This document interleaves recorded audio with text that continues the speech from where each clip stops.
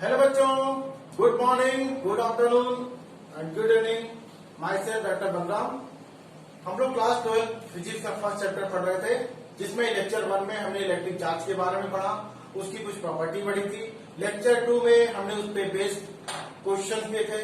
I think आप लोगों ने क्वेश्चन एंजॉय किया होगा। बच्चों, नोट्स बनाते रहिए, हर लेक्चर का नोट्स आप बनाते रहिए।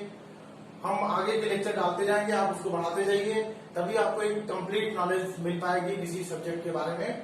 इसलिए नोट्स बनाना मत भूलिए, नोट्स जरूर बनाइए, हर लेक्चर का नोट्स बनाइए, ठीक है। तो चलो आज हम उसी चैप्टर को कंटिन्यू करते हैं अपने लेक्चर 3 में, जिसमें हम इलेक्ट्रिक फील्ड के बारे में पढ़ेंगे, ठीक है। इलेक्ट्रिक फील्ड के बारे में पढ़ेंगे।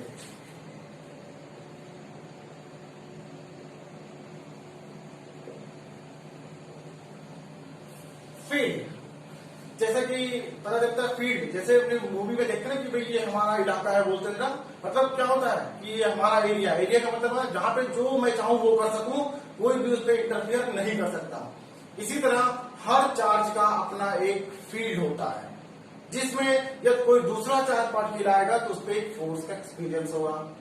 बात समझ आ गई? तो कैसे डिफाइन करेंगे? It is the space around a charge particle where another charge particle experiences a force, और उस स्पेस को बोलेंगे फील्ड ऑफ दैट चार्ज। बात समझ आ गई? ये बात समझ आ गई कि it is the space around a charge where another charge particle experiences a force. ठीक है बच्चों, चलो इसकी डिफिनेशन लिख लेते हैं, ठीक है। तो क्या लिखेंगे इसको? ठीक है बच्चों, तो जैसा बताया, it is space around a charge where another charge particle experiences a force is known as electric field of that charge. ठीक है बच्चों, चलो इसको ऐसे समझते हैं। मान लिया एक चार्ज था हमारे पास जो कि फिक्स्ड है, जो कि मूव नहीं कर रहा है, ठीक है। एक फिक्स पॉइंट चार्ज था, ठीक है। इसके मेरा एक टेस्ट चार्ज इसके पास लेके आते हैं, एक टेस्ट चार्ज क्यू नॉट, जैसे बोलते हैं टेस्ट चार्ज। टेस्ट चार्ज क्या होता है भाई? कहते हैं वो चार्ज जिसपे पॉजिटिव होता है, जिसका नेचर कैसा होता है? पॉजिटिव होता है, और उसका मैग्नीट्यूड यूनिट होता है, that is 1 coulomb. 1 coulomb, positive 1 coulomb के चार्ज को टेस्ट चार्ज बोलते हैं। नाम पता चलता है कि इसका यूज हम लोग किसी भी चार्ज की फील्ड को मेजर करने के लिए यूज करते हैं इसका, ठीक है। चलो हमने कहा मान लीजिए एक फील्ड चार्ज था हमारा, इसके कारण हमको इलेक्ट्रिक फील्ड निकालना था।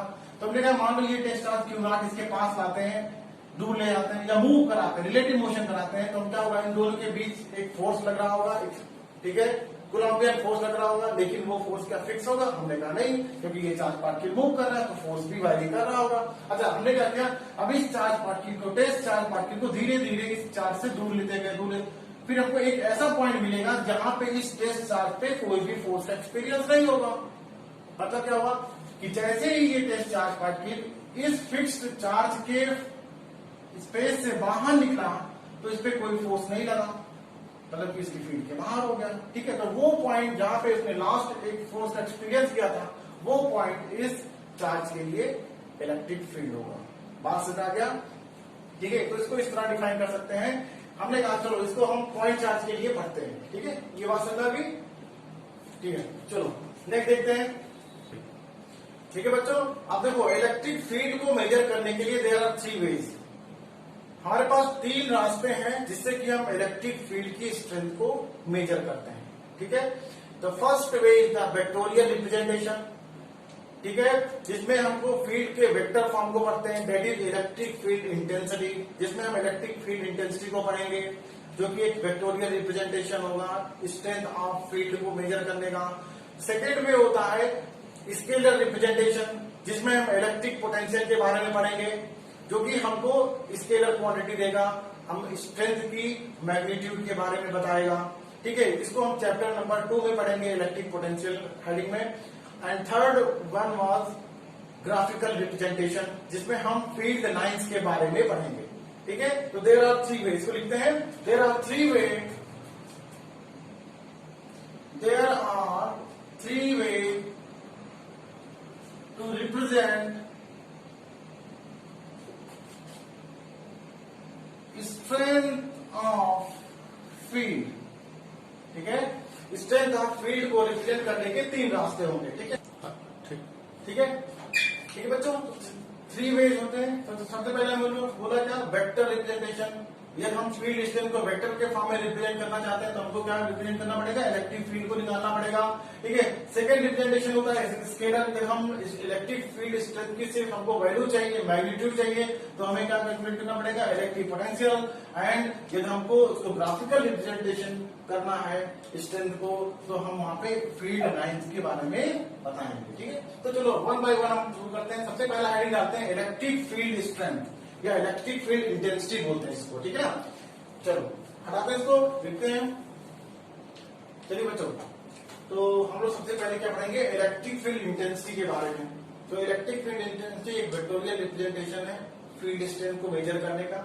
कैसे डिफाइन करते हैं, तो कहते हैं electric field intensity at a point can be defined as the electrostatic force per unit positive charge. बात समझ आ गए, पर यूनिट पॉजिटिव चार्ज।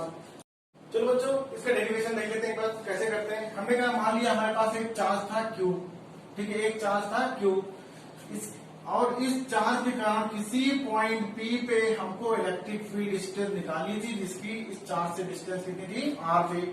ठीक है, तो रूल क्या होता है कि जिस पॉइंट पे हमको इलेक्ट्रिक फील्ड की स्ट्रेंथ निकालनी होती है, उस पॉइंट पे हम ले जाके एक टेस्ट चार्ज रख देते हैं, एक टेस्ट चार्ज ले जाके रख देते हैं।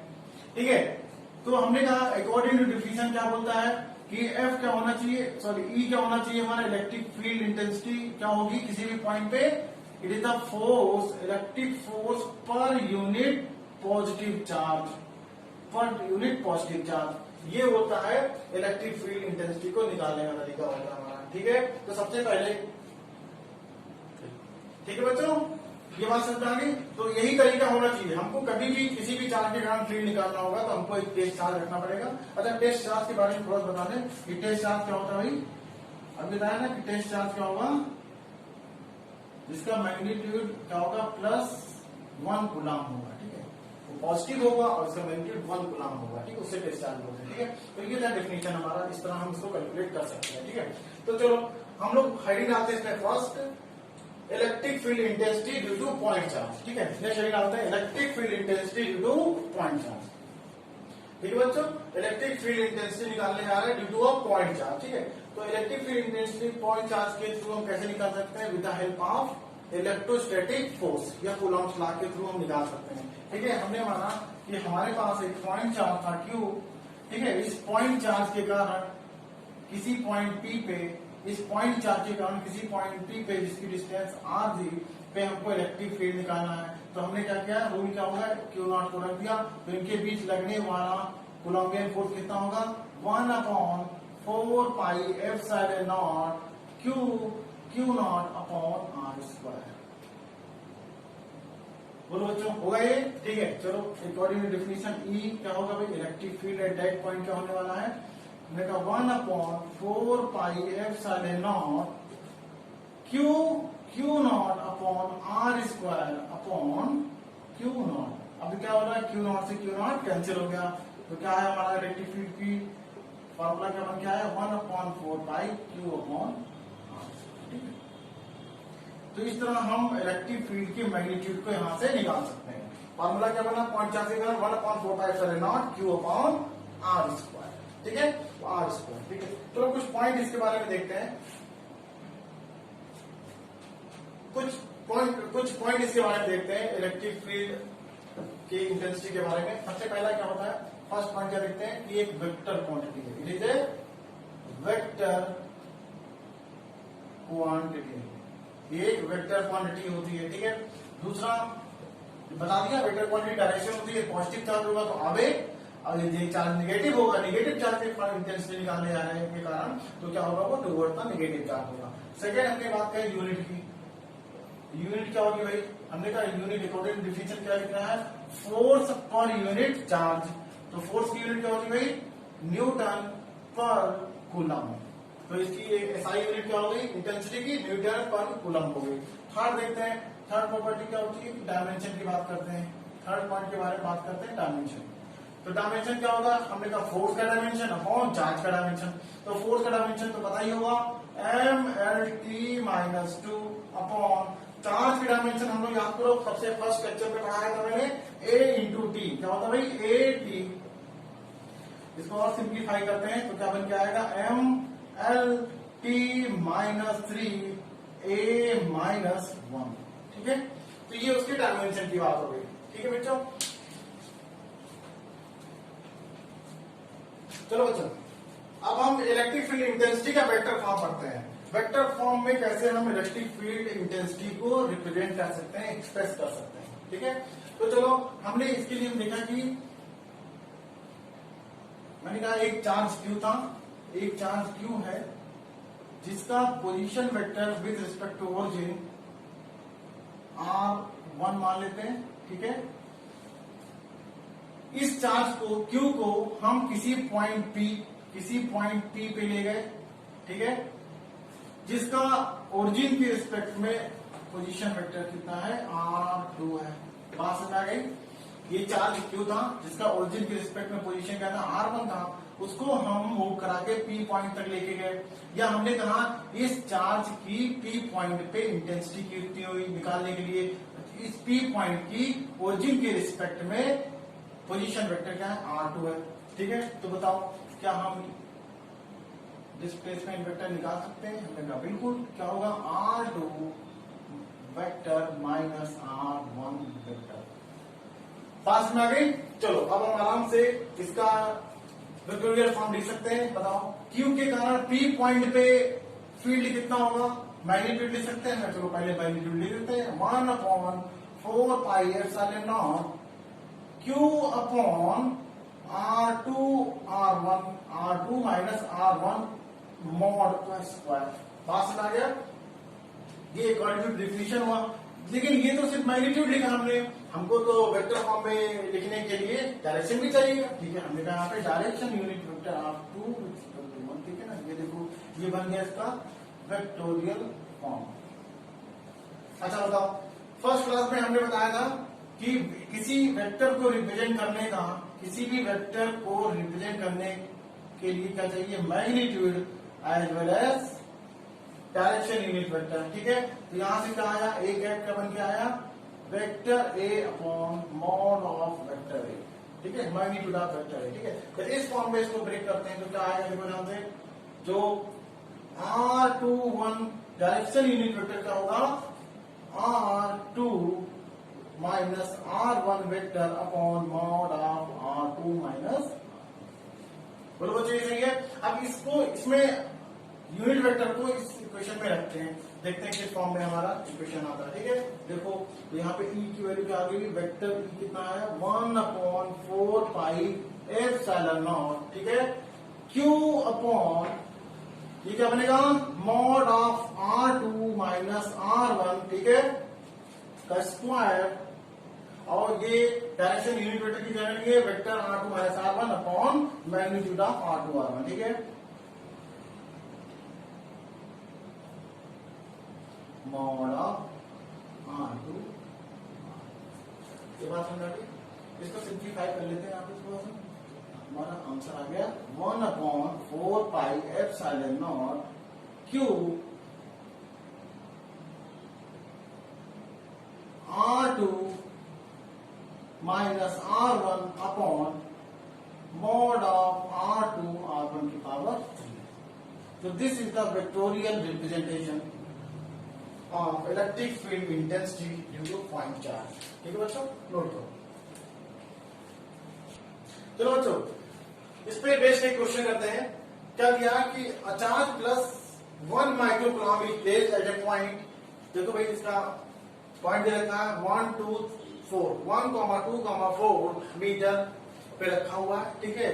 इसे कोऑर्डिनेट दे रखा है, find the electric field at a point, coordinate दे रखा है 0, -4, 3। उस पे हमको फील्ड निकालनी है इस पॉइंट चार्ज के कारण, ठीक है। तो देखो हमने क्या बोला, जैसे अभी मैंने बताया जस्ट उसी को देखते हैं। ये चार्ज की इनिशियल पोजीशन थी, ठीक है, और यहां का कोऑर्डिनेट दे रखा है कितना, 1i cap plus 2j cap plus 4j cap, ठीक है। ये दे रखा है कोऑर्डिनेट इनिशियल पोजीशन का उस चार्ज का, ठीक है, विद रिस्पेक्ट टू ओरिजिन। अच्छा इसके कारण, इस चार्ज के कारण किसी पॉइंट P पे हमको फील्ड की वैल्यू निकालनी है, ठीक है। और यहाँ का कोऑर्डिनेट दे रखा है position 0 i cap -4 J cap and +3 K cap, ये दे रखा है। ठीक है, तो हम कहें बिल्कुल निकाल सकते हैं। तो क्या हम Q का पोजीशन वेक्टर निकाल सकते हैं P के रिस्पेक्ट में कितना है भाई? ठीक है, तो हम क्या निकालेंगे R P minus R Q। ठीक है, मैग्नीट्यूड की बात करते हैं। ठीक है, चलो पहले वेक्टर फॉर्म निकाल देते हैं इसका। ठीक है, इस केस में वेक्टर क्या होने वाला हमारा, देखो ध्यान से, तो क्या करेंगे R P vector R P minus vector R Q। ठीक है, तो क्या लिखेंगे, ये 0 -1 क्या आएगा, -1 I कैप। ठीक है, दूसरा -4 -2 क्या हो जाएगा, -6 K सॉरी J कैप। ठीक है, J कैप एंड देन 3 -4 क्या लिखेंगे, -1 K कैप। ठीक है भाई, ये पोजीशन वेक्टर है। इस पॉइंट पे हमको इस चार्ज के कारण फील्ड निकालना है। ठीक है, चलो भाई, तो क्या हम इसका मैग्नीट्यूड निकाल सकते हैं? हमने कहा बिल्कुल निकाल सकते हैं मैग्नीट्यूड। फिर R P minus R P position vector का मैग्नीट्यूड चाहिए तो क्या करना पड़ेगा, अंडर रूट, पढ़ के हम लोग पहले भी, अंडर रूट क्या होगा यहाँ पे, -1 square plus -6 square plus -1 square. ठीक है, क्या आएगा देखो हमसे, सारे माइनस तो स्क्वायर हुए तो प्लस हो जाएंगे, तो क्या हो गया यहाँ पे 1, ये कितना हुआ 36, ये कितना हुआ 1, टोटल कितना आ गया भाई, √38। ठीक है, ठीक है, मैग्नीट्यूड ऑफ पोजीशन वेक्टर आ गया √38। तो क्या हमने अभी फार्मूला क्या पढ़ा था, ई का फार्मूला क्या पढ़ा वेक्टोरियल रिप्रेजेंटेशन में, 1/4 pi epsilon Q vector R P minus R Q position vector है upon mod of R P minus R Q का होल क्यूब। ठीक, बस वैल्यू रखते हैं, आंसर आता है। ठीक है, वैल्यू रखते हैं तो क्या आया, 1/4 पाई एप्सिलॉन नॉट ऐसा रहने दें, Q को भी रहने देते हैं। अच्छा ठीक है, इसकी वैल्यू कितनी है वेक्टर फॉर्म में, माइनस ब्रैकेट में लिखते हैं -1 I cap -6 J cap and -1 K cap upon जो मॉड आएगा उससे क्या करना हमको, क्यूब करना है, मॉड का क्यूब करना है। ठीक है, तो मॉड कितना है भाई, 38 √2 का मतलब 1/2।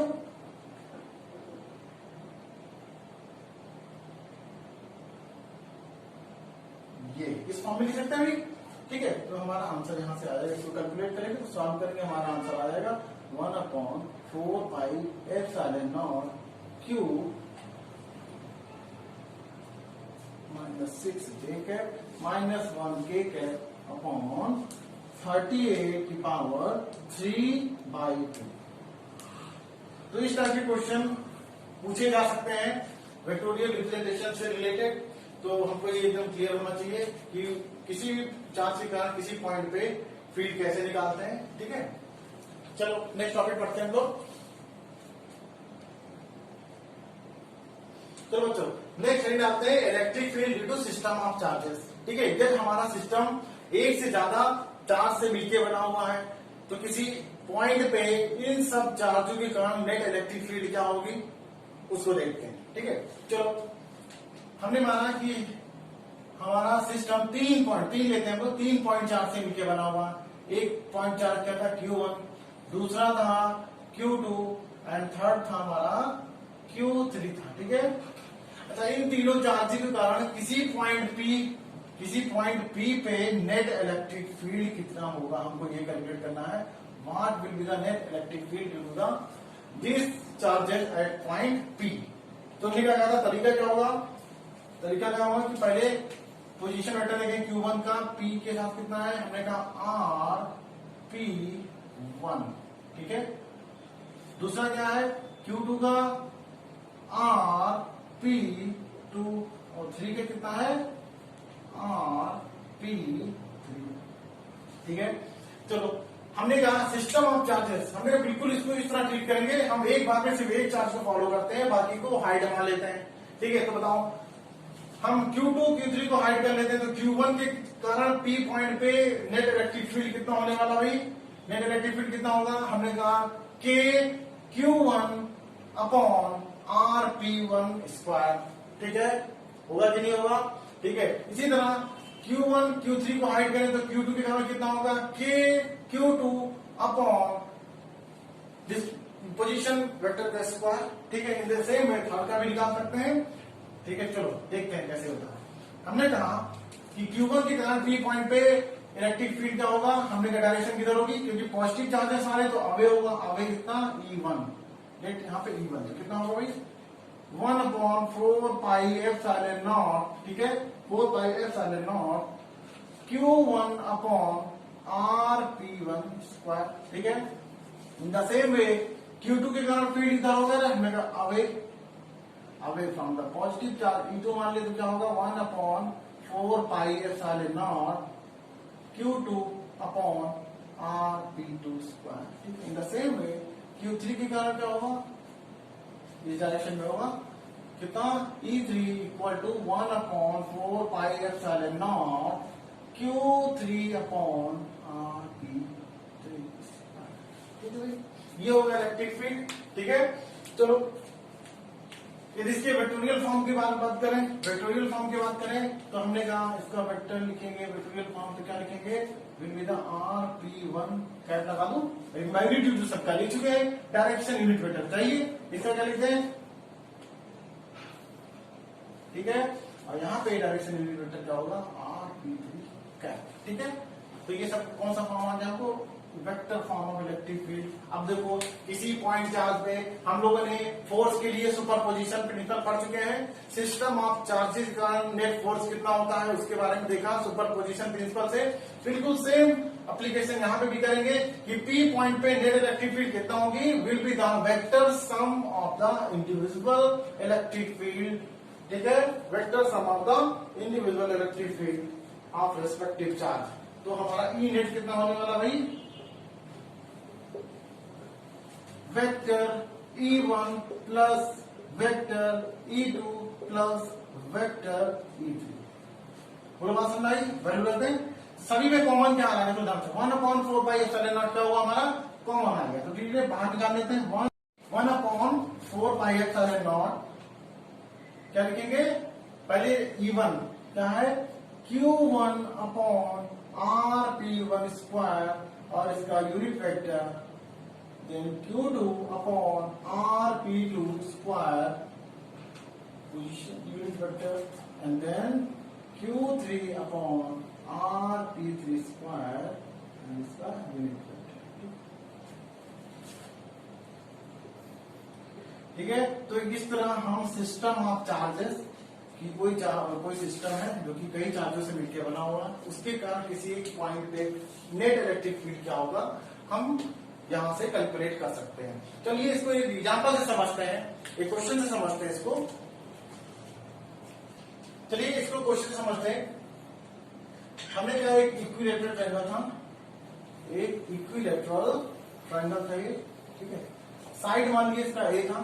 ठीक है, ए बी सी। ठीक है, हमने कहा इस इक्विलेटरल ट्रायंगल के वर्टेक्स ए पे एक चार्ज था क्यू, वर्टेक्स सी पे एक चार्ज था क्यू। ठीक है, दो चार्ज रखे थे इक्वल मैग्नीट्यूड और इक्वल नेचर के। पॉइंट ए और पॉइंट सी पे पूछा गया, क्वेश्चन क्या पूछा गया? Find E net. ठीक है, find net electric field at point B due to force. ठीक है, क्वेश्चन क्या है कि भाई यहाँ पे हमने क्या देखा कि ये सिस्टम हमारा दो पॉइंट चार्ज से मिलकर बना हुआ है। Q and Q equal magnitude और इक्वल नेचर का है। ठीक है, इन दोनों सिस्टम के कारण किसी पॉइंट बी पे हमको नेट इलेक्ट्रिक फील्ड निकालना है। ठीक है, तो चलो ये पता कि इक्विलेटरल ट्रायंगल के इंटरनल एंगल कितने होंगे? Each 60 degree. ठीक है, ये पता है। ठीक है, तो चलो हमको फील्ड निकालने क्या चाहिए?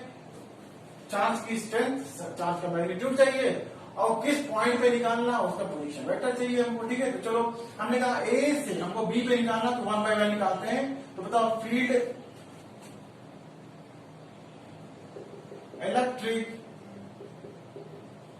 Field due to charge Q at A, ठीक है। हम सबसे पहले क्या करें कि ए पॉइंट पे जो चार्ज रखा उसके कारण इलेक्ट्रिक फील्ड बी पॉइंट पे क्या होने वाला, इसको ई ए कर देते हैं बच्चों, ठीक है। कितना होगा 1/4 pi epsilon naught Q upon distance कितना भाई, ए से बी पॉइंट की डिस्टेंस कितनी, हमने कहा ये क्या लेंथ ऑफ द वर्टिसेस, वो कितना भाई ए है, तो ए का स्क्वायर क्या हो जाएगा, ए का स्क्वायर। अब हम बात करते हैं डायरेक्शन की, क्योंकि ये पॉजिटिव चार्ज है तो इसकी डायरेक्शन फील्ड की इधर होगी, इस डायरेक्शन में होगी, ठीक है। कितना ई ए मान लेते हैं, ये डायरेक्शन होगी। चलो इन द सेम वे हम क्या निकालते हैं, electric field due to charge Q at C, ठीक है। अब सी पॉइंट पे जो चार्ज Q रखा है उसके कारण इलेक्ट्रिक फील्ड बी पे क्या होने वाली है, ई बी क्या होने वाली है 1/4 pi epsilon naught Q upon, अभी भी देखो हमको यहाँ पे क्या दिख रहा है, यहां से दोनों को देखें तो क्या दिख रहा है कि जो इलेक्ट्रिक फील्ड का मैग्नीट्यूड है वो क्या है, बराबर है लेट ई मान लेते हैं इसको मान लेते हैं ई मान लेते हैं, ठीक है।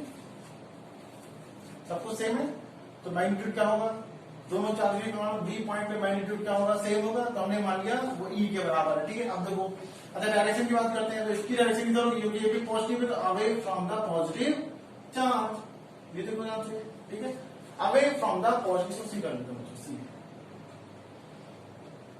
ठीक है, away from the positive charge. अब देखो ध्यान से लिबर्टी से देखें तो ये भी क्या होगा भाई, ये क्या हुआ, ये एंगल भी कितना होगा, यदि ये एंगल 60 डिग्री तो ये एंगल भी कितना 60 डिग्री। अब भाई वेक्टर हम कर सकते हैं, दो वेक्टर है, एक वेक्टर ई है दूसरा वेक्टर ई सी, दोनों के बीच एंगल कितना 60 डिग्री, तो क्या हम रिजल्टेंट वेक्टर नहीं निकाल सकते हैं, बिल्कुल निकाल सकते हैं, ठीक है। ये बात ध्यान रखनी है कि इन सभी फील्ड का जो मैग्नीट्यूड है वो इक्वल है, ठीक है। तो यहाँ पे नेट ई नेट निकालते भाई, ई नेट क्या होने वाला है, under root E A square that is E square plus E C square that is E square plus 2 E A E C, मतलब 2 ई ए ई सी, दोनों वैल्यू क्या ई है तो ई स्क्वायर कॉस कितना 60, बहुत अच्छी बहुत अच्छी। तो क्या करेंगे यहाँ पे ई प्लस ई क्या हो गया भाई, ये 2 ई स्क्वायर प्लस 2 ई स्क्वायर, ठीक है। cos 60 की वैल्यू 1/2, कितने 1/2, कुछ वैल्यू आपको याद रखनी होगी तभी कैलकुलेशन इजी होगा। 2 से 2 कैंसिल, कितना आया अंदर, कितना आया अंडर रूट 3 ई स्क्वायर, ठीक है। यहां पे हमारा ई नेट आ गया भाई कितना ई रूट 3, पास में है ई स्क्वायर था, रूट ऑफ ई स्क्वायर कितना होगा ई बाहर आ गया, रूट 3 अंदर है, तो net electric field at point B क्या हो गया, हमको दो चार्ज के कारण ई रूट 3। तो ये स्टेप्स होना चाहिए हमको कैलकुलेशन सॉल्व करने के लिए, अगर हमारा कोई सिस्टम दो चार्ज या दो से ज्यादा का बना हुआ होगा, ठीक है। तो आपको वेक्टर सम करना होगा, ठीक है बच्चों। चलो नेक्स्ट क्वेश्चन, चलो बच्चों नेक्स्ट क्वेश्चन क्या बोला कि 4 point charges are placed at the corner of the square the side 10 centimetre as shown in the figure, ठीक है। फिगर नहीं बनाया मैंने, अभी देखते हैं। इफ Q की वैल्यू 1 माइक्रोकूलम हो तो पूछा गया कि नेट इलेक्ट्रिक फील्ड इंटेंसिटी उस स्क्वायर के सेंटर पे क्या होगी, ठीक है। तो क्वेश्चन देख लेते हैं एक बार कैसे है। उन्होंने क्या बोला, क्वेश्चन इस तरह दिया था, देखो ये था हमारा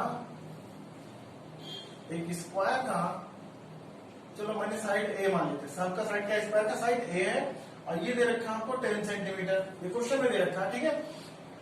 और उसके हर कॉर्नर पे चार्ज रखे हुए हैं, क्या है यहाँ पे, इस पे चार्ज है प्लस क्यू, इस कॉर्नर पे चार्ज है माइनस क्यू, इस कॉर्नर पे चार्ज है प्लस 2q, और इस कॉर्नर पे चार्ज क्या है -2q, ये फिगर है था क्वेश्चन का, ठीक है, कि 4 चार्जेस हैं, ईच ऑफ कॉर्नर पे रखे हुए हैं स्क्वायर के, Q minus Q plus 2 and minus 2Q, ठीक है, और Q की वैल्यू दे रखी है आपको 1 माइक्रोकूलम दे रखा है एज पर क्वेश्चन। तो पूछा उसके सेंटर पे इलेक्ट्रिक फील्ड क्या होगा, सेंटर, ये सेंटर O पे नेट इलेक्ट्रिक फील्ड हमको चाहिए था, ठीक है, क्वेश्चन में ये था, ठीक है। अच्छा बताओ, हमने कहा अभी हमारे पास कितने चार्ज का सिस्टम है भाई, 4 चार्ज का सिस्टम है, ठीक है, 4 चार्ज का सिस्टम है हमारे पास, ठीक है, बताओ।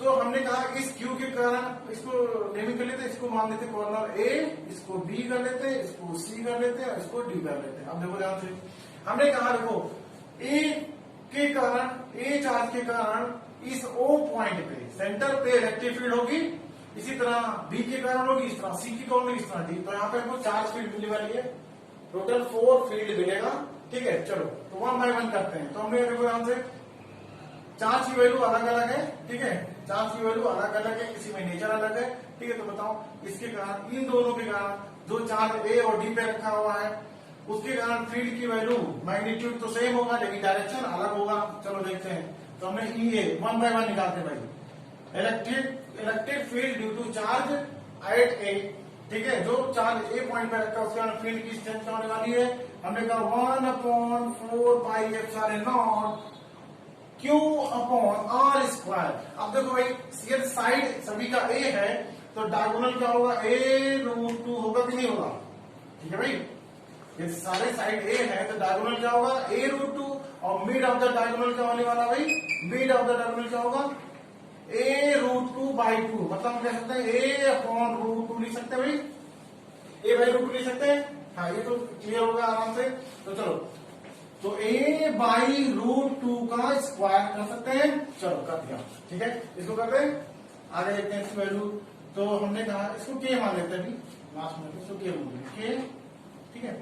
Q कितना दे रखा है, 1 माइक्रोकूलम अपॉन A दे रखा है कितना भाई, 10 सेंटीमीटर, मीटर में बदले तो 1 अपॉन √2 होल स्क्वायर कर सकते हैं। इसको और जल्दी से इजी करते हैं। तो क्या है, ये √2 नीचे है तो अपॉन के अपॉन, तो ये ऊपर गया तो मल्टीप्लाई हो जाएगा, और √2 का स्क्वायर क्या होगा 2, तो क्या होगा है 2K अपॉन नीचे 0.1 का स्क्वायर 0.01। अगर हम देखें ठीक से तो उसको कितना आना चाहिए, 200K। देखो भाई, ठीक है, 200K आ गया, वैल्यू रखते K की 9 × 10⁹ कितना आ जाएगा भाई, 9 × 9 होता है K की वैल्यू, तो कितना हो जाएगा 9 × 18, तो 18 ×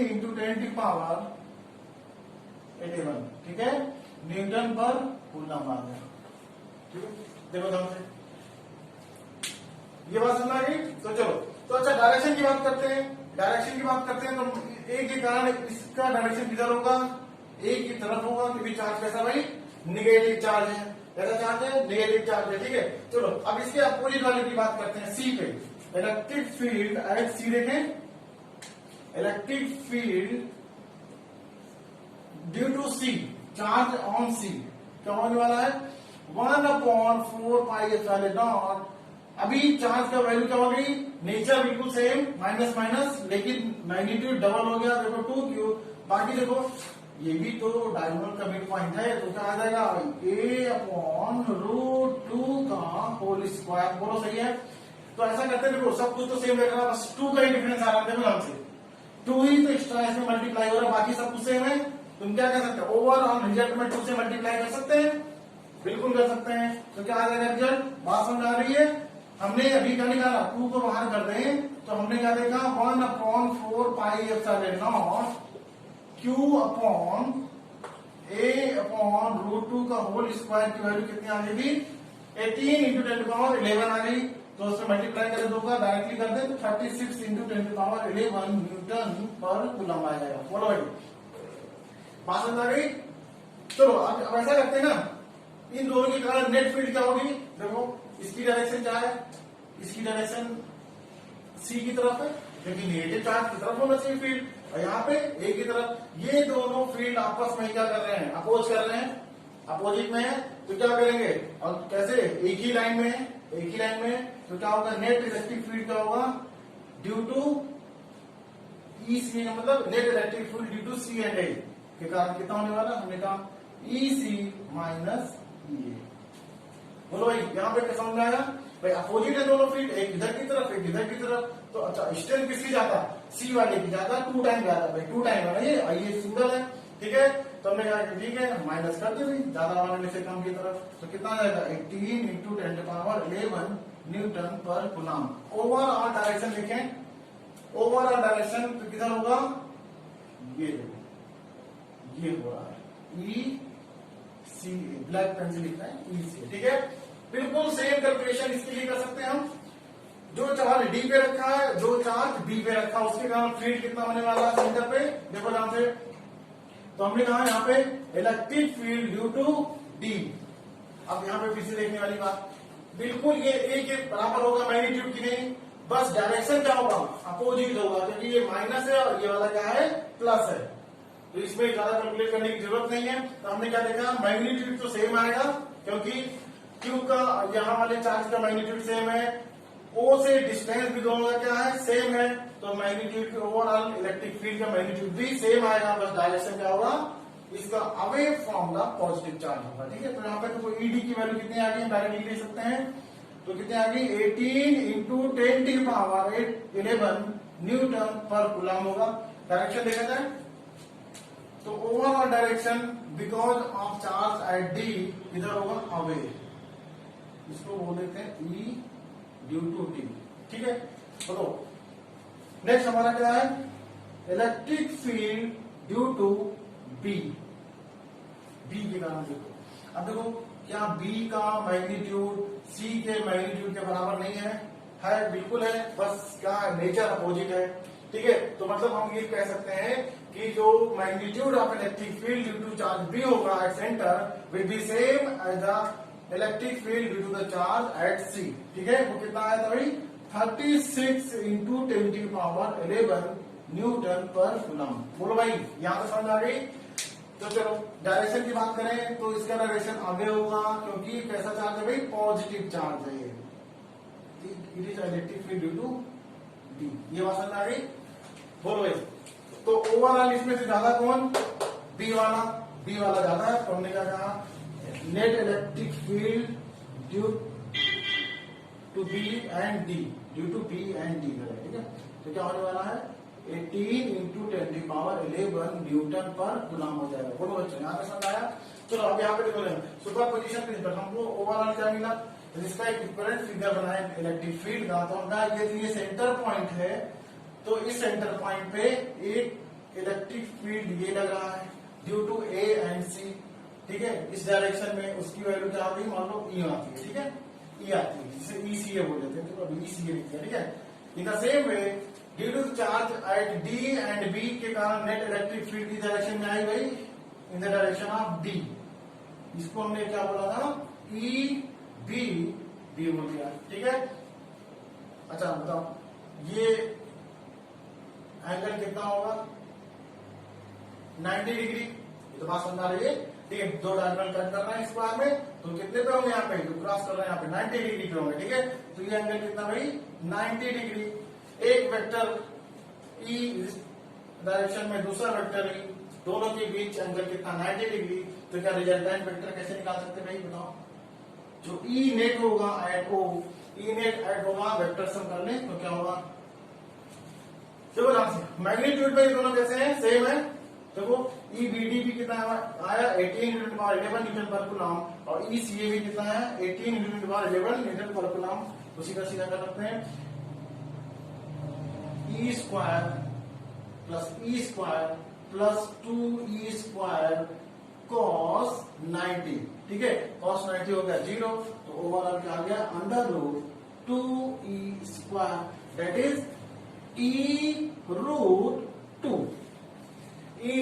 ठीक है। और e को हमने क्या माना था, हमने यहाँ पे क्या माना कि ये दोनों किसके बराबर थे, e के बराबर थे ना, और इसकी वैल्यू कितनी आ गई 18 इंटू 10⁻11, मल्टीप्लाई करते हैं तो क्या आएगा 18√2 इंटू 10⁻11 न्यूटन पर कूलम।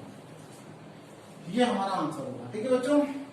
तो करने का तरीका क्या समझ में आया कि जिस पॉइंट पे भी फील्ड निकालनी है इंडिविजुअल चार्ज के कारण फील्ड निकालें, ठीक है। और फिर उसको हम वेक्टोरियल सम कर दें, सुपर पोजिशन प्रिंसिपल लगा दें। ठीक है, ये हमने क्या देखा, ये दोनों पॉजिटिव थे तो एक दूसरे का अपोज कर रहे होंगे, ये दोनों निगेटिव थे तो एक दूसरे का अपोज कर रहे होंगे। रिजल्टेंट फील्ड किधर आई वो देखा, और यहाँ से हमको दो फील्ड मिला, दोनों के बीच एंगल कितना 90 डिग्री है। इस तरह हमने सुपर पोजिशन प्रिंसिपल लगा के net electric field at the centre of the square निकाल सकते हैं। ठीक है बच्चों, चलो नेक्स्ट क्वेश्चन करते हैं। चलो बच्चों नेक्स्ट टॉपिक पढ़ते हैं, न्यूट्रल पॉइंट या नल पॉइंट इसे बोलते हैं। क्या होता है ये नल या न्यूट्रल पॉइंट इसे बोलते हैं? तो कहते हैं न्यूट्रल पॉइंट वो पॉइंट होता है जहां पे net electric field will be zero. ठीक है, जहां पे नेट इलेक्ट्रिक फील्ड जीरो होगा उस पॉइंट को बोलेंगे न्यूट्रल पॉइंट बोलेंगे। जैसे हम लोगों ने भी पढ़ा था इसके पहले लेक्चर में, इक्विलिब्रियम, किसी भी चार्ज की इक्विलिब्रियम पोजीशन क्या थी, जहां पे नेट फोर्स जीरो होता था। ठीक है, the force experiences by the charge particle will be zero, तो हम कहेंगे वो चार्ज पार्टिकल कैसा है, इक्विलिब्रियम है, इलेक्ट्रोस्टैटिक इक्विलिब्रियम पोजीशन में है। ठीक है, तो न्यूट्रल पॉइंट भी ऐसे ही होता है जहां पे electric field, net electric field क्या होगा, जीरो होगा। ठीक है, तो it is the point at which net electric field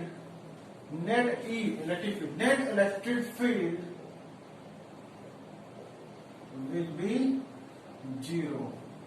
ठीक है, न्यूट्रल पॉइंट वो पॉइंट है जहां पे नेट इलेक्ट्रिक फील्ड जीरो होता है। ठीक है, चलो जैसे मान लिया हमने दो चार्ज सिस्टम है, Q1 एंड Q2। ठीक है, अभी ये मान के चलते हैं नीचे दोनों का सेम है, आइदर पॉजिटिव है आइदर नेगेटिव है। ठीक है, हमने कहा यदि हमारा सिस्टम लाइक चार्ज से बना होगा, दो चार्ज है दोनों कैसे होंगे, लाइक चार्ज होंगे, तो हमको न्यूट्रल पॉइंट क्या होगा, किसी कहीं बीच में मिलेगा, कहीं पे बीच में। मैंने मान लिया नेट पॉइंट पी पे हमको न्यूट्रल पॉइंट मिला। ठीक है, इनिशियल डिस्टेंस क्या थी दोनों के बीच में, हमने कहा ए था। ठीक है, ए है। हमने माना कि न्यूट्रल पॉइंट हमारा चार्ज Q1 से डिस्टेंस में न्यूट्रल पॉइंट मिल रहा है। ठीक है, ठीक है भाई। चलो हमने क्या माना कि चार्ज Q1 से इस न्यूट्रल पॉइंट, जहां पे हम मान रहे हैं कि इन दोनों लाइन ज्वाइनिंग द पॉइंट है P, जहां पे हमको न्यूट्रल पॉइंट मिलने वाला है, जहां पे नेट इलेक्ट्रिक फील्ड दोनों चार्ज के कारण क्या है, जीरो है।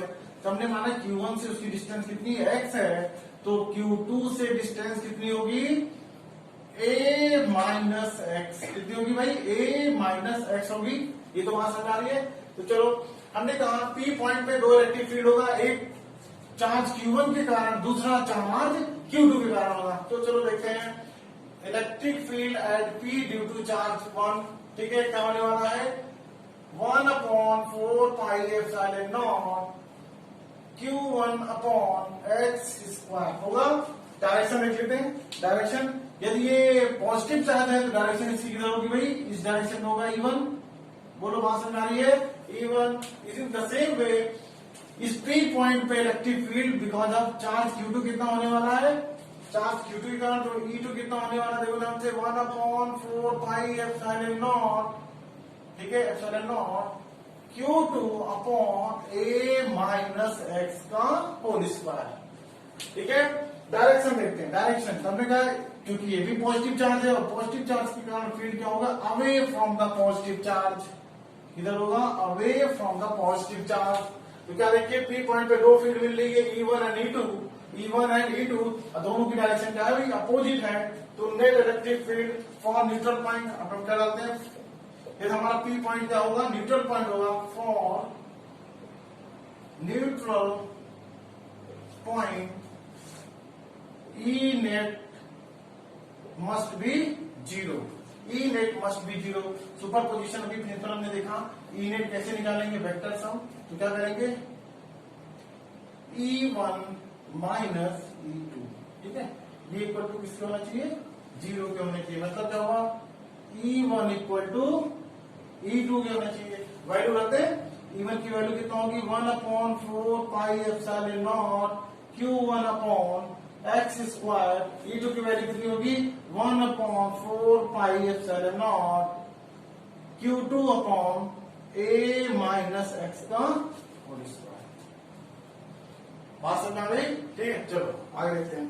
1/4 से 1/4 कैंसिल हो गया। अभी क्या बचा हमारे पास, देखो इस तरह के क्वेश्चन हम लोगों ने पहले भी सॉल्व किया है।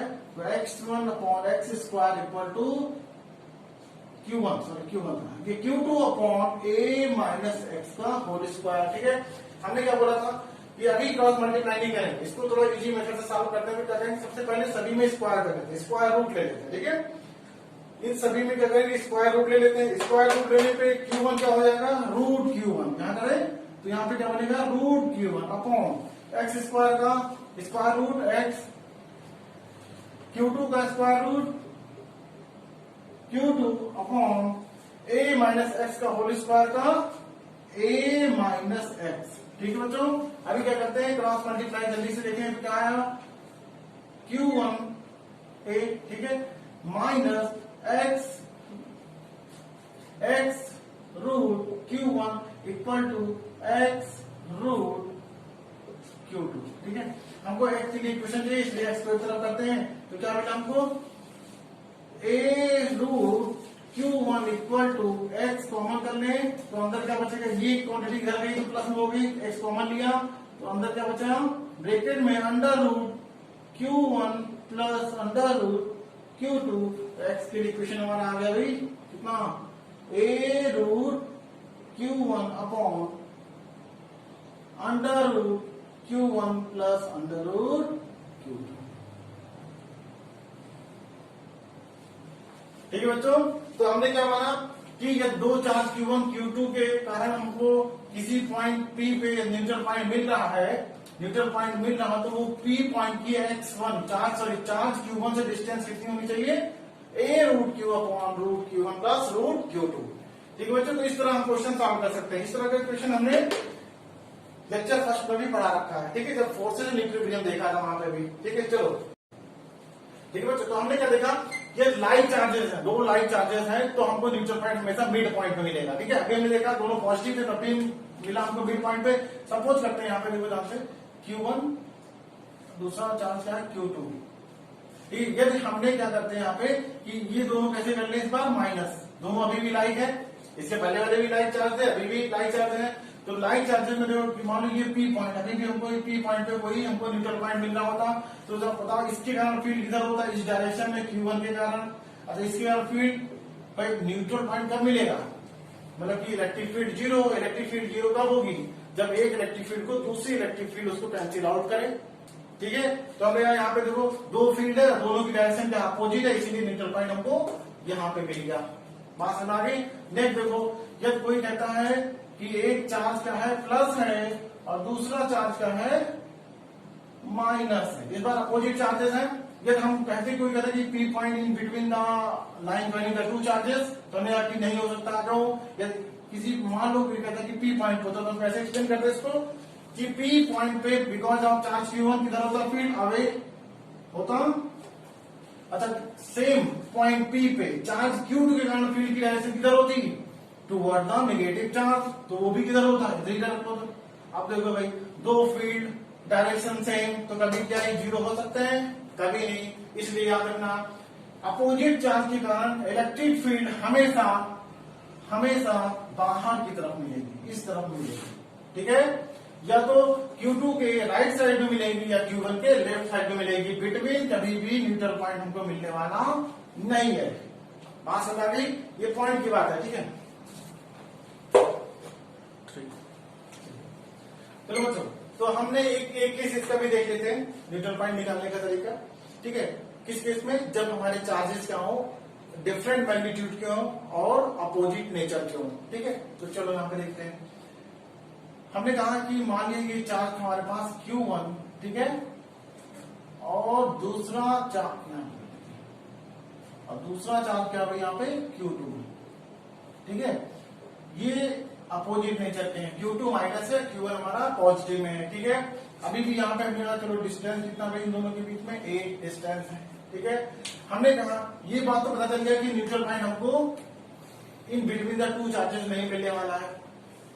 न्यूट्रल पॉइंट हमेशा या तो लेफ्ट साइड में मिलेगा, सॉरी राइट साइड में मिलेगा, या तो लेफ्ट साइड में मिलेगा। ठीक है, अच्छा याद रखना, हमेशा जो न्यूट्रल पॉइंट होता है away from the larger charge की तरफ मिलता है। ठीक है, मतलब लार्जर चार्ज से दूर की तरफ मिलेगा। आप देखो ध्यान से, यदि हमने यहाँ पे कंडीशन मान लिया क्या कि Q2 is greater than Q1। ठीक है, निकालने का तरीका क्या होता है कि देखो हम इसको किसी भी साइड में मान के निकाल सकते हैं, वो वैल्यू अपने आप ही हमारी माइनस में आ जाएगी जब हम अपोजिट ले रखे होंगे। ठीक है, लेकिन ये सोचने की बात है पहले से कि जो न्यूट्रल पॉइंट या चार्जेस की वैल्यू अलग अलग है, अपोजिट नेचर के हैं, तो न्यूट्रल पॉइंट हमेशा away from the larger charge. ठीक है, मतलब कि लार्ज चार्ज से डिस्टेंट पे मिलेगा। ठीक है, तो ये हमने Q2 हमारा बड़ा है, फिर हम इस पोजीशन पे मानते हैं कि ये न्यूट्रल पॉइंट यहाँ पे बनेगी, तो नया नहीं हो सकता क्योंकि ये पॉइंट न्यूट्रल पॉइंट इस बड़े वाले चार्ज के पास है, जबकि ये वाला पॉइंट छोटे वाले चार्ज से दूर है। ऐसा कभी भी नहीं होगा। न्यूट्रल पॉइंट हमेशा away from the larger charge, जिसका मैग्नीट्यूड ज्यादा होगा उससे दूरी दूसरे तरफ मिलेगा हमको। ठीक है, चलो तो हमने यहाँ पे कंडीशन मान लिया था कि Q2 is greater than Q1, तो हमको ये पता चल गया कि लार्जर चार्ज कहाँ मिलेगा, लाइन ज्वाइनिंग द चार्ज को आगे बढ़ा इस पॉइंट पे। चलो मान लीजिए P द न्यूट्रल पॉइंट। ठीक है, P कौन सा पॉइंट है भाई, ये है हमारा न्यूट्रल पॉइंट मिल गया। ठीक है, चलो हमने कहा इस न्यूट्रल पॉइंट की इस चार्ज Q1 से डिस्टेंस मान लिया x है। क्या है भाई, x है। तो हम बता सकते हैं कि इस न्यूट्रल पॉइंट की चार्ज Q से डिस्टेंस कितनी बनेगी, a प्लस x। बोलो भाई सही है, चलो लगाते हैं। तो हमने कहा field at P due to 1। ठीक है, electric field at P due to charge 1 कितना होने वाला है, 1/4 pi epsilon not Q1 upon x square होगा भाई। ठीक है, बिल्कुल होगा। डायरेक्शन देखो जल्दी से, डायरेक्शन तो P पॉइंट डायरेक्शन की तरह अवे होगा कि नहीं, देखो प्लस है तो अवे होना ही चाहिए। नेक्स्ट देखो, electric field due to charge Q2 at point P 1/4 pi epsilon Q2 upon a plus x का होल स्क्वायर। बोलो भाई ये बात समझ आ रही है। डायरेक्शन देखते हैं, मैग्नीट्यूड निकालना बहुत आसान। ठीक है, डायरेक्शन की बात करो, ये चार्ज कैसा भाई, ये चार्ज कैसा है, माइनस है, तो electric field toward the minus negative charge की तरफ होगा। E2 मान लीजिए, क्या मानते हैं, E2 है ना, ये वाला। देखो भाई P पॉइंट पे दो फील्ड मिल रहा है और दोनों कैसे हैं, अपोजिट डायरेक्शन में, तो हो सकता है यहाँ पे न्यूट्रल पॉइंट मिल जाए, ये तरीका होगा। ठीक है, चलो हमने कहा if P is neutral point, यदि हमारा P न्यूट्रल पॉइंट है तो E नेट क्या होना चाहिए भाई, यहाँ पे 0। ठीक है, वो कैसे E1 माइनस E2 है, इनका वेक्टर सम करें। ठीक है, सुपरपोजिशन प्रिंसिपल से है तो E1 E2 का सम क्या होना चाहिए, 0 होना चाहिए। ठीक है, माइनस साइन क्यों, क्योंकि एक अपोजिट है। ठीक है, तो E1 minus E2 equal to 0, तो मतलब कह सकते हैं कि E1 इक्वल टू E2 बोलो कह सकते हैं। वैल्यू रख देते हैं जल्दी से, x के लिए क्वेश्चन सॉल्व करना भाई फिर से हमको। ठीक है, तो क्या हुआ हम पे जल्दी से, 1/4 pi epsilon not Q1 upon x square equal to 1/4 pi epsilon not Q2 upon a plus x का होल स्क्वायर। जल्दी से देखते हैं, जो कट रहा हो कैंसिल कर दें, तो ये कैंसिल हो गया। फिर पहले ऐसा क्वेश्चन आया तो हमने कहा क्या आया, Q1 upon x square equal to Q2 upon a plus x का होल स्क्वायर। ठीक है, अभी क्या करना है, स्क्वायर रूट फिर कर दें, स्क्वायर रूट करेंगे तो क्या बन के आएगा, under root Q1 upon x equal to under root Q2 upon a plus x। ठीक है भाई, क्रॉस मल्टीप्लाई करते हैं जल्दी से, क्रॉस मल्टीप्लाई किया तो क्या बन के आया, a root Q1 plus x root Q1 equal to, यहां पे देखो x रूट Q2। बोलो भाई समझ आ रहा बात, ठीक है, चलो देखते रहिए। तो यहाँ पे हमको x की वैल्यू चाहिए तो x की तरफ करते हैं। ठीक है, तो हमने कहा यहाँ पे क्या है, x रूट Q2, ये इधर लिखे गए तो क्या है माइनस में, तो x और ये, ठीक है, कॉमन क्या आ गया, x आ गया। तो x के लिए इक्वेशन क्या बन क्या है, under root Q1 upon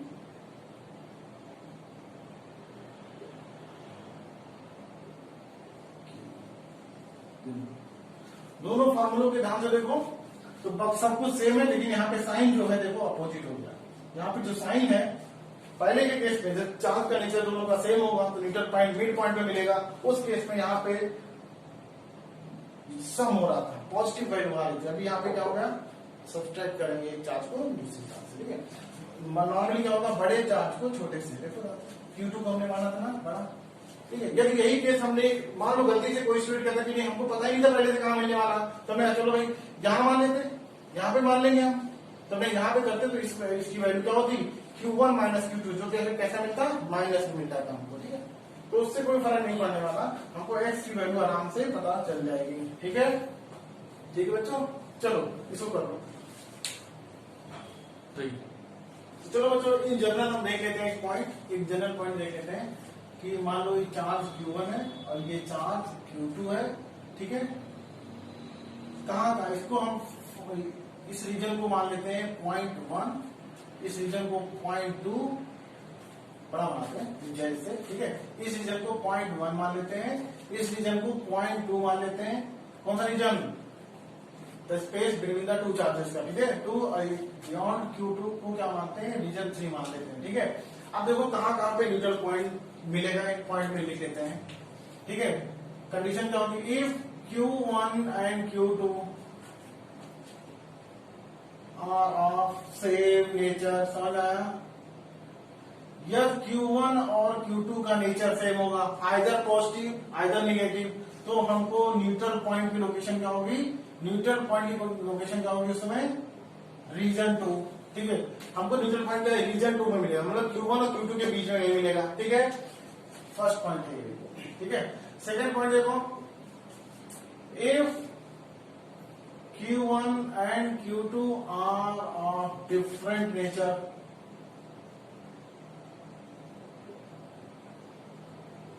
different nature का मतलब एक पॉजिटिव होगा एक निगेटिव होगा, तो हमको न्यूट्रल पॉइंट दिया नहीं सकता। हमने कहा वो रीजन 1 भी हो सकता है, वो रीजन 2 भी हो सकता है, कि हमको न्यूट्रल पॉइंट कहां पे मिलेगा, ठीक है।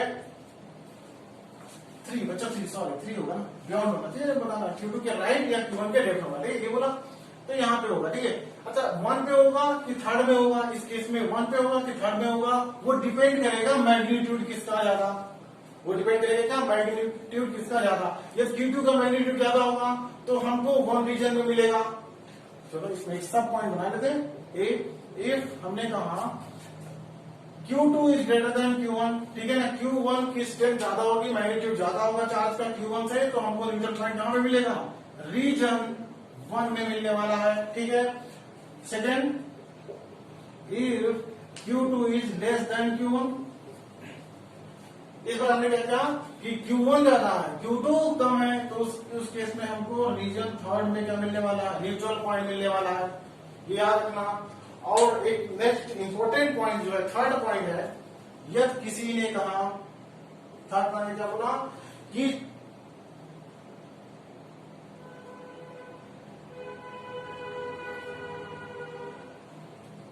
ठीक है बच्चों, तो थर्ड इंपॉर्टेंट पॉइंट क्या है, यदि वो मैग्नीट्यूड ऑफ चार्ज का क्या बोला कि Q1 Q2 सेम है, Q1 और Q2 सेम है, ठीक है, मैग्नीट्यूड में, लेकिन एक पॉजिटिव है एक निगेटिव है, तो उस केस में हमको नल पॉइंट नहीं मिलेगा। क्या लिखेंगे, no neutral point will be obtained. बात समझ आ गई, तो ये याद रखना, क्वेश्चन करने में हमको थोड़ा सा सहूलियत होगी जब हमको ये पॉइंट रिमेंबर होगा, तो ठीक है कि जब सेम चार्ज होगा सेम नेचर का चार्ज होगा, भले मैग्नीट्यूड कोई सा भी हो, उस केस में न्यूट्रल पॉइंट मिड पॉइंट पे होगा। जब नेचर डिफरेंट होगा तो हमको फर्स्ट और थर्ड रीजन में नल पॉइंट मिलेगा। अच्छा उसमें भी क्या, Q1 Q2 के वैल्यू पे भी डिपेंड करेगा, जब Q2 ज्यादा होगा Q1 से तो न्यूट्रल पॉइंट हमको फर्स्ट रीजन में मिलेगा, Q2 कम होगा Q1 से तो न्यूट्रल पॉइंट थर्ड रीजन में मिलेगा। अच्छा लास्ट इंपॉर्टेंट पॉइंट क्या बताया, यदि इनका nature different but magnitude same होगा, तो उस कंडीशन में हमको कोई भी न्यूट्रल पॉइंट मिलने वाला नहीं है। बात समझ आ गई, कोई भी न्यूट्रल पॉइंट मिलने वाला नहीं है। ठीक है, चलो चलो बच्चों, तो मैंने बताया न्यूट्रल पॉइंट के बारे में इंपॉर्टेंट पॉइंट थे सारे, उसको याद रखना। थर्ड पॉइंट स्पेशली याद रखना। ठीक है, तो जैसे हमने याद करो, ये फर्स्ट केस में क्या लिखा था, x1 की वैल्यू, जब दोनों चार्ज कैसे थे भाई, दोनों चार्ज की बात करते, दोनों नेचर की बात करते हैं, दोनों नेचर सेम था। सेकेंड पॉइंट में हमने डिराइव कराया कि जब नेचर अपोजिट थे, चार्ज की वैल्यू अलग अलग थी, नेचर अपोजिट थे, उस केस में भी हमने न्यूट्रल पॉइंट के लिए x के लिए वैल्यू निकाला, फॉर्मूला निकाला। ठीक है, अच्छा उसी केस में हमने Q1 को Q2 के बराबर रख दें, जो थर्ड पॉइंट था, तो देखो क्या होता है। ठीक है, हमने कहा क्या आया था वैल्यू भाई, x की लिए वैल्यू क्या आई थी, क्या आई थी, a root Q1 upon root Q2 minus root Q1। बोलो बच्चों, ये वैल्यू आई थी ना, जब हमने क्या लिया था, Q1 Q2 अलग अलग मैग्नीट्यूड का चार्ज था, Q2 पे नेगेटिव चार्ज था, Q1 पे पॉजिटिव चार्ज था, उस केस में x हमारा क्या था, नल पॉइंट था, नल पॉइंट था। ठीक है, तो इसी वाले केस में हमने क्या कहा कि if Q1 equal to Q2, ठीक है, हमने कहा मैग्नीट्यूड बराबर हो गया, उस केस में x क्या बनने वाला, देखो ध्यान से, मैंने बता रखा पहले भी, डायरेक्टली याद रहेगा। ठीक है, नहीं तो यहां से भी हम निकाल सकते हैं। भाई 1 में से 1 जाएगा तो क्या बचेगा, 0, और इसका मतलब कोई भी सोल्यूशन नहीं होने वाला। ठीक है, हमको न्यूट्रल पॉइंट नहीं मिलने वाला, ये कंडीशन थी हमारी। ठीक है, तो चलिए एक छोटा सा ग्राफ देखते हैं, पॉइंट चार्ज के कारण फील्ड वर्सेस आर के बीच क्या ग्राफ बनता है, जल्दी देखते हैं। पॉइंट चार्ज के कारण field versus electric field versus r के बीच कौन सा ग्राफ प्लॉट होने वाला, देखो ध्यान से। जब हमने एक्स कोऑर्डिनेट में डिस्प्लेसमेंट को ले लिया एंड वाई कोऑर्डिनेट में हमने इलेक्ट्रिक फील्ड स्ट्रेंथ को ले लिया।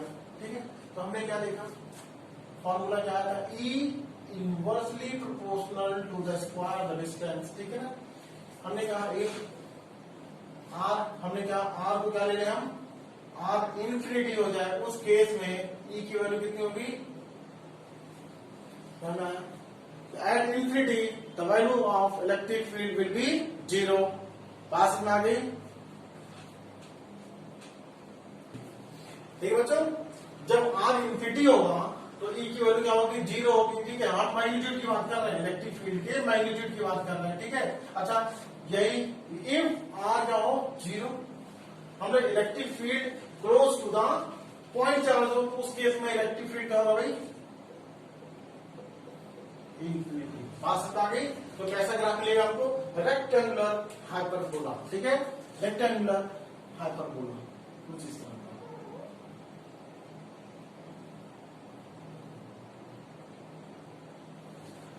तो ये ग्राफ मिलता है आपको, इसको आराम से यहाँ से समझा जा सकता है कि inversely proportional to the square distance. ठीक है, तो चलो इसको नोट करते हैं।